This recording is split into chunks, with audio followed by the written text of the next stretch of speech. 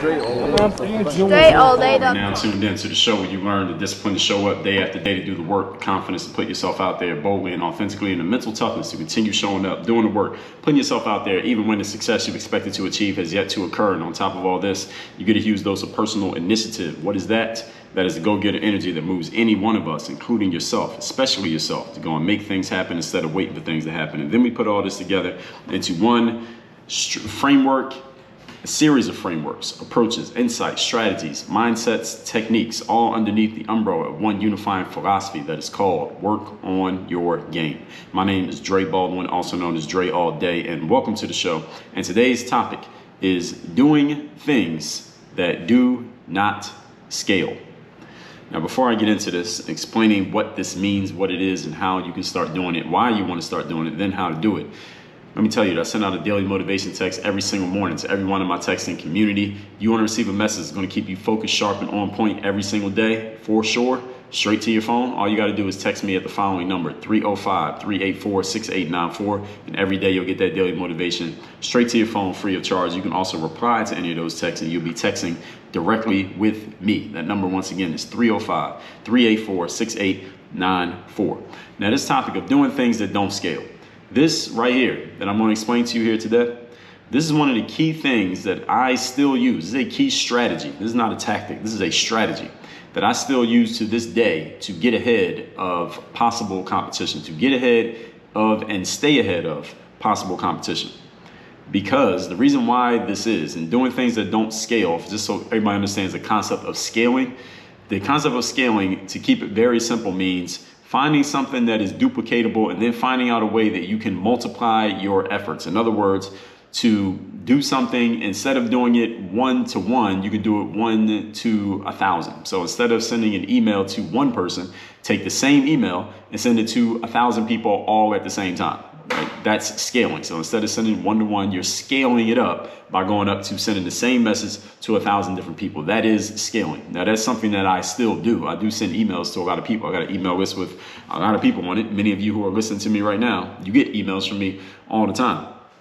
But scaling is the concept of taking anything that you're doing, or everything, or hopefully as many things as you possibly can, and doing them to or for a bunch of people all at the same time. And while there is opportunity in this, listen, there's plenty of opportunity in doing things that scale. Apple does things that scale. That's how everybody has an iPhone or a Mac or an iPad, or maybe a combination of all three, maybe an Apple Watch as well, and maybe some AirPods. Like me, you might have all 5 of those things, and a whole bunch of other things that they sell. So a lot of companies scale things, and there are plenty of things that can be scaled. Gmail is scaled. Facebook has scaled. Instagram has scaled. All of these companies have scaled what they do to where instead of just dealing with one person at a time or making one connection at a time, they make a bunch of connections all at the same time. They find one process that can work for everyone generically, and they just apply it over and over and over again.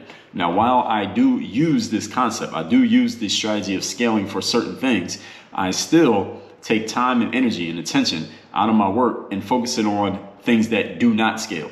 In other words, dealing with people one by one. So while I could write one article and I could send it out to 20,000 of you right now today if I wanted to, I also take the time to write one email and send it out to one individual person. I still take the time to, as I told you, you can text me. I told you you can reply to any of those texts, and I will respond to your text, and you will be texting directly with me. I'm not sending that message to 100 people. I'm sending a message just to you. That is something that doesn't scale. So there are things that I like to do that do not scale, and it's not just those things that I just mentioned here, but many things I like to do that don't scale, and this is a strategy that you can use to stay ahead of possible competition. And I'll explain to you why this keeps you ahead of competition, because you might be thinking, well, that slows you down, right? Doing things that don't scale, you're only doing things one at a time. This is kind of like adding by addition, progressing by addition, like you said, Dre, instead of progressing by multiplication. And in a way, yes, it is, but when you are progressing by addition with the right people and in the right strategies and in the right places at the right times, progressing by addition can actually do more for you than progressing by multiplication. For example, if you sell widgets and you have an audience of 200 people and 100 of them buy the $1 widget, but one of them is willing to buy the $1,000 widget, which one will make you more money? Sending a message to 100 people who are each going to spend $1 a piece, which will make you $100 in revenue, or sending and that's a scaled message, right? Because you send the same message to all 100 people, or Would it make you more money to send a personalized message to the one customer in your database who was willing to spend $1,000 on a higher level widget? Which one makes you more money?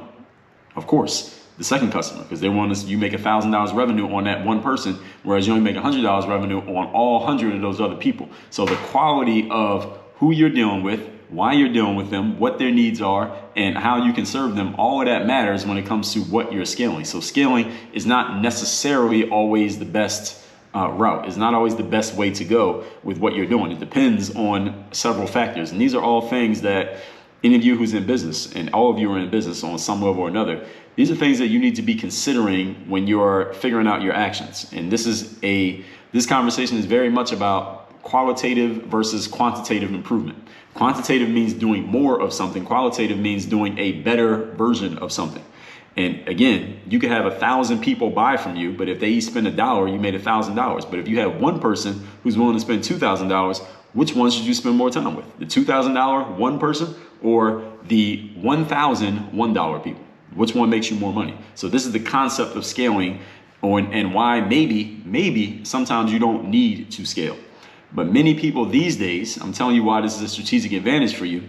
Many people these days are trying to scale everything. All right, everybody wants to shortcut the work. They want to figure out a way that they can do one thing and get it to as many people as possible and get as much of a result as possible from as little input as possible. People just want to scale everything and grow and get everything instantly as quickly as they can. This is the direction that everybody's looking these days. So what did I tell you in episode 1025? The opportunity is always in the opposites. Whatever everybody, quote unquote, is doing, the opportunity is where everybody is not looking. So while scaling is a good idea and it is useful in some areas, and trust me, I still use scaling in many areas, many businesses become big businesses, as we said, through the process of the scaling. It can also work against you when everybody's trying to do it at the same time, because now you got to beat everybody else at the same thing. And it's hard to beat the whole world, but it's easy to beat nobody if you have no competition. You find something that can make sense to people, but you don't have anyone competing against you. So mass processing can work, at least at first, initially, until or unless everybody catches on to what you're doing and they start copying you. And now that strategy is no longer a strategy. It's no longer new and novel because now everybody's doing it. I'll give you an example. And this is something that actually sparked part of what sparked the idea for today's episode. Back when I was trying to get started in pro ball, and once I went to an exposure camp, I got some game footage and I got a scouting report that was basically a third party validating that I was a good player and I was a professional level talent. I started reaching out to basketball agents.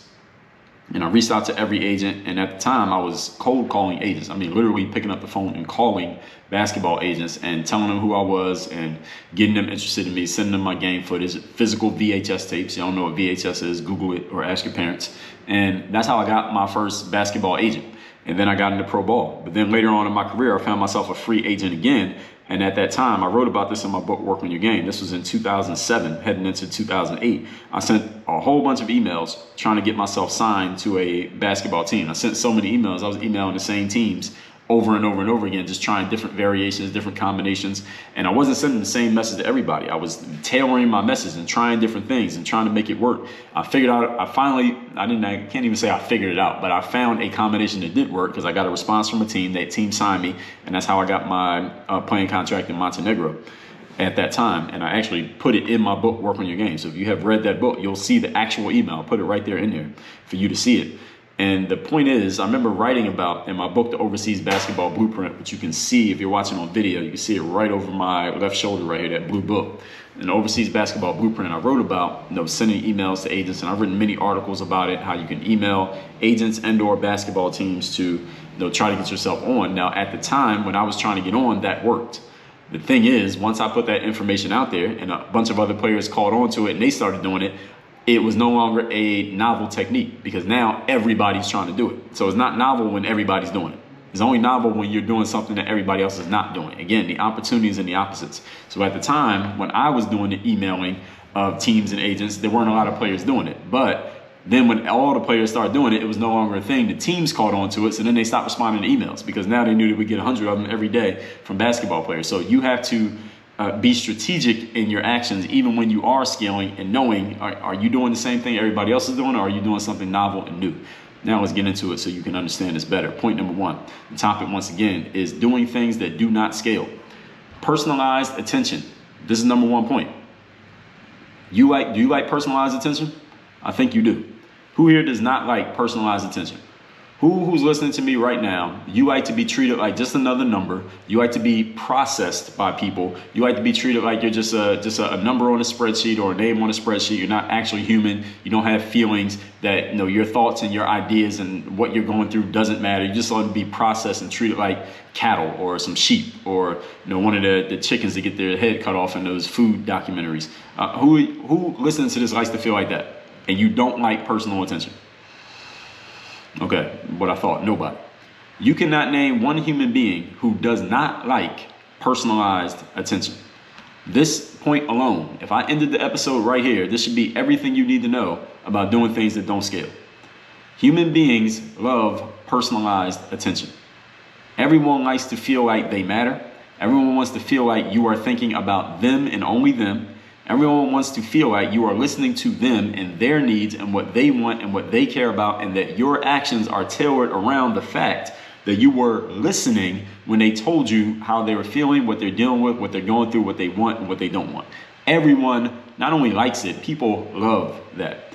When you give people personalized attention, you know what they become? Any of you has a dog or a cat. What happens when you start petting your dog or your cat? What do? Exactly, you got it right. They do nothing. They stay right there in that spot and let you pet them. And they will stay there for as long as you keep giving them personalized attention. And human beings are no different than dogs and cats in this sense. We love personalized attention, and we will stay around anyone who continually gives it to us. But when you are trying to scale and you're giving the same thing to everybody, people know that. And they might stay around, but they might not. They might respond, but they might not. But personalized attention, people respond to that. All human beings, we have egos. We all like to feel like we are the most important person on the planet, because to ourselves, each one of you, you are the most important person on the planet. So when you give a person, or a person gives you, personalized attention, that is the quickest way to get their attention in response. This is the law of reciprocity. It all works, and all of this stuff is connected. If you want attention from another human being, especially one who is busy and may have other people vying for their attention, competing with you for their attention, here's a quick shortcut. All right, write this one down and start using it yesterday. Show them that you have taken the time to personalize your communication with them. I'm pausing to let that one sink in. I'm gonna say it one more time because I think some of you missed it. And some of you are not gonna understand the gravity of what I just said, because I just gave you a shortcut that can help 10x your business in a week if you actually apply it. And many of you are not going to apply this, but I'm going to say it anyway. So those of you who are going to apply it, don't feel bad because I'm saying it twice, because the people who are not going to apply it, most of them ain't going to listen anyway. But they're listening, but they're not listening. But I'm going to say it one more time. When you are trying to get someone's attention, especially a person who is busy and has many people vying for their attention, here's the shortcut. Show them that you have taken the time to personalize your communication with them. So to show them that, you have to actually do it. All right, hopefully you understood that part. Now, let me be clear. Here's a disclaimer. This is not going to work every time, but it works more often and more efficiently than a copy and pasted process of communication, which everybody can see through. I want you to remember something. All of us are using smartphones and computers and email and the internet every single day. So know what that means? That means we all have been conditioned to discern. We all know an advertisement when we see one. Even if it doesn't say advertisement, you know when you're looking at an ad, don't you? You can tell. You can tell when one of the people you follow on Instagram is doing a sponsored post because of the way that they're talking and the way that they're showing a certain product and so prominently in a way they normally wouldn't talk. You can tell, right? You can see it through it immediately. We all have that ability these days. We all can tell when someone is sending a message that they sent to everybody all at the same time. I'll give you an example. A few years ago, I had a basketball player write me an email. And he was saying, hey, he laid out a little bit of his problem. It was only like 2 paragraphs. He laid out a little bit of his problem, what he had going on. He asked specifically for a few tips on certain specific areas of the game. Here's the problem with the email that he sent. Normally I would respond to this email. Here's the problem with the email this guy sent. He had forgot to change the name in the email. So he still had the name of a different person he had emailed with the same message. So this is a super duper amateur rookie mistake. And it showed that he was not personalizing his communication. He was just taking the same message, copying and pasting, and the only thing that he was changing was the name. And he didn't get the response from me that he probably was hoping to get. But maybe he got responses from the other people that he was sending the same exact message to. The point is, people like personalized communication. People like to feel like you actually took time to communicate just with them and not with the whole world. And when you can prove that, and when you communicate, it should show that without you having to explain it. And if you want some help with how to do that, then you need to join my Bulletproof Mastermind, because I will show you exactly how I do it and how you can do it in your line of work. Personalized communication, because it is so rare these days, and it's becoming more rare because everybody's trying to scale, you will automatically stand out because you're going one way when everybody else is going the other way. This is something that does not scale, and this is something that you absolutely should be doing right now. If you're not doing this right now, I guarantee you're costing yourself money. Point number 2. Today's topic, once again, is doing things that do not scale. Now, outworking the competition. Now, I get messages all the time from people who tell me how hard they work and how much time they're putting into something, as if they believe that hard work should just equal a bag of money. It does not. However, hard work is a good thing to do. The challenge for many people is that they're just working hard at the wrong things. When you work hard at the right things, you get the kind of results you want. Now here, this is where once you find the things that do not scale, but they do work, that's when you start working hard. If you're doing things that do not scale, but you still want to reach your goals, and you're thinking you're not reaching enough people to do so because you're doing stuff that doesn't scale, how can you do it? Here's what you do. Find things that do not scale, put in personalized time for your communications, but remember, there's only so much time in a day, right? For one individual person being you. If you're personalizing every communication, you can't reach 1 million people in a day, but maybe you can reach 20, maybe you can reach 15, maybe you can reach 30 or 50, depending on what you're doing. So how can you make this work? Here's what you do. This is where you put the hard work in. So you direct your focus towards doing things that don't scale. You find a process, a strategy that actually works and produces a return on investment. Then you work hard on that way of doing it. This is why you have to strategize. This is why the strategy is so important. So don't just start doing this out of nowhere without thinking about it. The first thing you have to do is get your strategy in place. Once your strategy is in place, then you start putting in the hard work. Don't start putting in hard work on something that you're not sure actually works. And this is the mistake that many people make. They think they're being strategic, but you're actually not. You're being tactical. You don't even know that your strategy is not actually working. In episode 2045, I told you why you need to master strategy. If you haven't listened to it, go listen to it. Episode 1850, I gave you 3 strategies to cut through the fat and get attention. In episode number 1835, I gave you the 3 marketing traffic strategies and how to use each one. So I've talked about strategy many times on the show. Episode 1648, the power of strategy.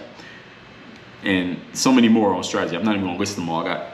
According to my list here, I got 18 episodes on strategy. So I'm not gonna list them all here, but those that I did just mention, all of them you can listen to by going to workonyourgamepodcast.com. So even if you don't see those links, go to workonyourgamepodcast.com. Link to everything is down below. The link to everything is on that page, workonyourgamepodcast.com. So this is where strategy comes first, then the hard work comes second. Many of you are doing it backwards. You're working hard, hoping to find a strategy. That is a failing process.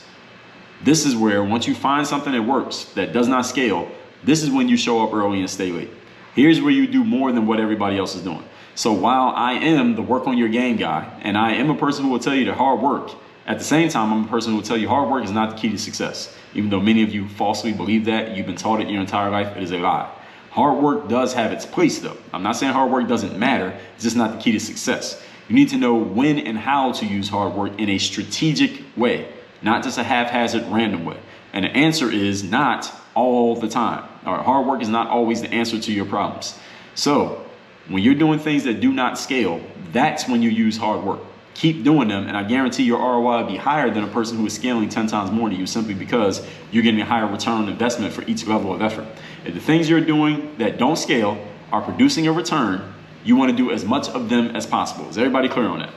This is where hard work actually pays off in a tangible way. It's not just a saying, but you can actually see it paying off. Point number 3. Today's topic, once again, is doing things that do not scale. Remember that you're still dealing with human beings. Please remember this. No matter what you're doing, if we are talking business, you're dealing with humans. Everybody agree with that? That anytime you're doing business, you're dealing with human beings? Okay, now that everybody agrees with that, remember what business is.